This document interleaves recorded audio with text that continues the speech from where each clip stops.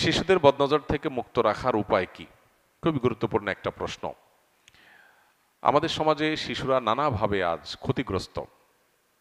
বেশিরভাগ পরিবারে শিশুদের অস্বাভাবিক নানা রকমের অসুবিধা আমাদের চোখে পড়ে। এগুলোর ব্যাপারে আমরা বেশিরভাগ মানুষই জানি না যে এগুলো আসলে কেন হয়। এমন কিছু সমস্যা হয় যে সমস্যাগুলো নর্মালি হওয়ার কথা না। সেই সমস্যাগুলোর যে স্পিরিচুয়াল দিক আছে, এটা সম্পর্কে আমরা অনেক মানুষ আছি যারা সচেতন নই, যারা সজাগ নই। সেই জায়গাগুলোতে আমাদের বিশেষভাবে ফোকাস দেয়া দরকার, মনোযোগ দেওয়া দরকার। শিশুদেরকে এই জাতীয় বদনজর এবং এই জাতীয় বিষয়গুলো থেকে বাঁচানোর জন্য আমাদের অনেকগুলো উদ্যোগের মধ্য থেকে একটা উদ্যোগ হইতে হবে। শিশুদের জন্মের সময় নবী সাল্লাল্লাহু সাল্লামের জন্মের সময়, জন্মের পরের সময়গুলোতে নবী সাল্লাল্লাহু সাল্লামের সুন্নাহগুলোকে মেনে চলা। যেমন স্ত্রী সবাসের সময় যে দোয়া পড়া সুন্নাহ, এই দোয়ার মাহাত্ম্য আমরা অনেকে বুঝি না। আল্লাহুম্মা জান্নিবনা ওয়া জান্নিবি শাইতানা মা রাযাকতানা। আল্লাহ, আপনি আমাদেরকে শয়তান থেকে রক্ষা করুন এবং যেই সন্তান আপনি আমাদেরকে দান করবেন সে অনাগত সন্তানকেও শয়তান থেকে আপনি রক্ষা করুন। এই যে শয়তানের পাকড়াও, শয়তানের নজরদারি, শয়তানের প্রভাব, এটা থেকে বাঁচার জন্য সেই তখন থেকে নবী সাল্লাল্লাহু আলাইহি সাল্লামের দোয়ার এই শিক্ষা রয়েছে। এরপরে যখন দুনিয়াতে তারা ভূমিষ্ঠ হবে তখন রাসূল আকরাম সাল্লাল্লাহু আলাইহি সাল্লাম হাসান হোসেন রাদিয়াল্লাহু তাআলা আনহুমার জন্মের পর দোয়া করেছেন, ওয়াইজুকুমা বিকালিমাতিল্লাহি তাম্মা মিন শাররি কুল্লি শাইতানিন ওয়া হাম্মা ওয়া মিন কুল্লি আইনিন লাম্মা। এই দোয়াটা আমরা আমাদের সন্তানদের জন্য জন্মের পর পর পড়ব। এছাড়া সাধারণ অবস্থাতেও বেশি বেশি করে পড়তে পারি। এগুলোর মাধ্যমে শয়তানের প্রভাব থেকে মুক্ত থাকবে ইনশাআল্লাহ।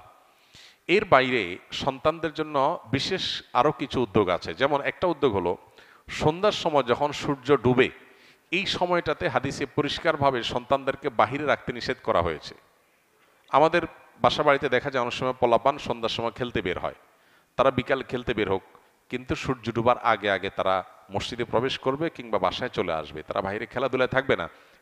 এই টাইমটাতে বিশেষ করে দুষ্ট শয়তানের এবং দুষ্ট জিনগুলোর অনেক বেশি বিচরণ হয় এবং তারা দুর্বলদের উপর আক্রমণ বেশি করে। দুর্বল বলতে শারীরিকভাবে ক্ষীণকায় কিংবা শিশু, বৃদ্ধ, অসুস্থ, এই মানুষগুলোকে টার্গেট করে তাদের উপরে আক্রমণটা একটু বেশি হয়। তো শিশুদের মধ্যে তাদের আক্রমণ অনেক বেশি হয়। এই জন্য এই সময়টাতে বিশেষ করে আমরা খুব যত্নের সাথে বাচ্চাদেরকে সূর্য ডুবার আগে আগে বাসায় ঢুকানোর চেষ্টা করব। তাদেরকে বাইরে রাখবো না। তাতে ইনশাল্লাহ তারা সেফ থাকবে, আল্লাহ চাহেন তো।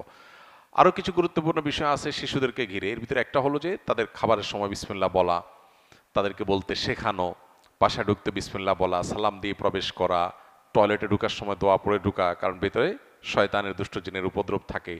তারপরে আপনার টয়লেট থেকে বের হওয়ার পর দরজাটা বন্ধ করা এবং দোয়া পড়া, এই জিনিসগুলো, ঘুমানোর সময় দোয়া পড়া, এই জিনিসগুলো যখন বাচ্চাদেরকে আমরা শেখাবো ইনশাআল্লাহ, তখন দৈনন্দিন জীবনে এবং আমাদের জীবনে শয়তানের প্রভাব থেকে ইনশাআল্লাহ আমরা রক্ষা পাবো। এই জিনিসটা শয়তান থেকে সন্তানদেরকে বাঁচানোর জন্য খুবই জরুরি একটা বিষয়।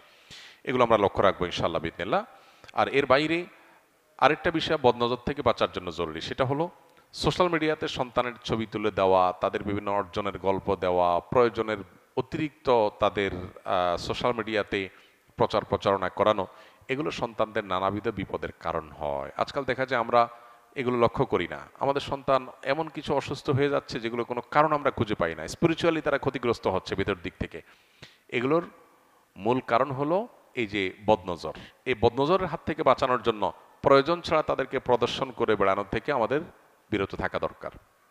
আমরা অনেকেই সোশ্যাল মিডিয়াতে দিয়ে দেই বা মানুষের সামনে নিয়ে যাই তাদেরকে এবং অন্যদের বদনজরের কবলে তাদেরকে ফেলে দেই। তো বদনজরের ফলে যে ক্ষতিটা হয় তা মানুষ টের পায় না। ওষুধ খায়, ডাক্তারের কাছে যায়, টাকা পয়সা নষ্ট করে, কিন্তু এদিকে সে বদনজরের কারণে ধ্বংস হয়ে যাচ্ছে, সে টেরও পাচ্ছে না।